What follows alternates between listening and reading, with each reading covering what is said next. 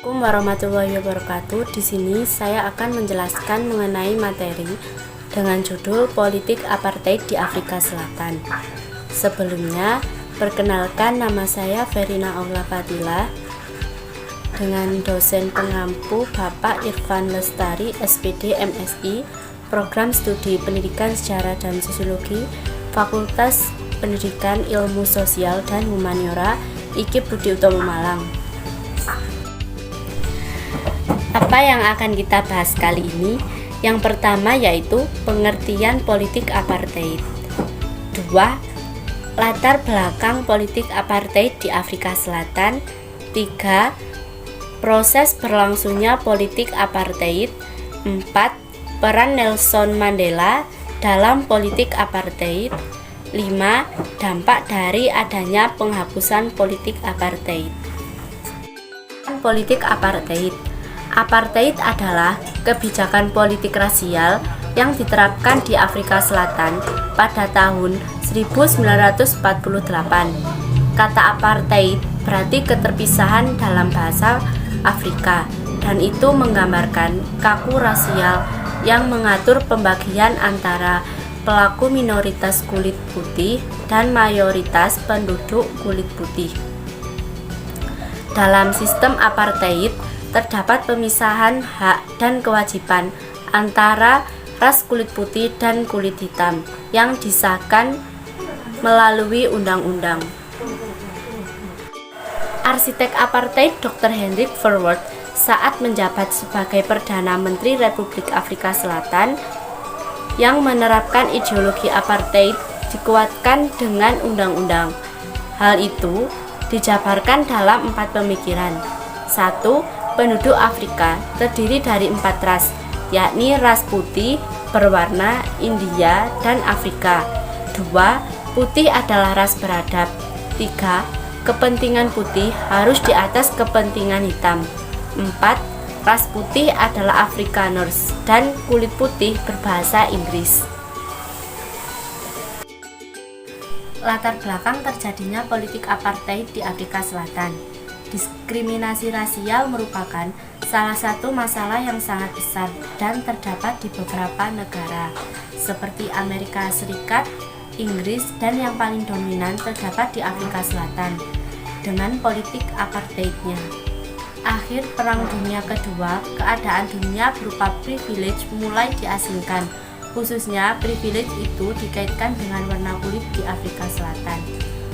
Orang-orang kulit putih di sana berusaha untuk memperkuat privilege dan kekuasaan mereka tanpa memperdulikan proses dunia yang sangat meningkat. Karena orang kulit putih di Afrika Selatan cukup besar dibandingkan dengan kulit hitam. Proses berlangsungnya politik apartheid di Afrika Selatan. 1. Kebijakan rasial. Inti dari apartheid menurut Tony Bauman dalam bukunya dijabarkan dalam 4 hal, yakni dalam stratifikasi penduduk dengan urutan kulit putih, kulit berwarna, campuran, keturunan Asia, India, dan orang berkulit hitam. 2. Perlawanan terhadap apartheid. Pada tahun 1960 yang dimotori oleh ANC dan PAC memprotes apartheid yang semakin hari semakin berdampak buruk kepada mereka, terutama masalah pekerjaan.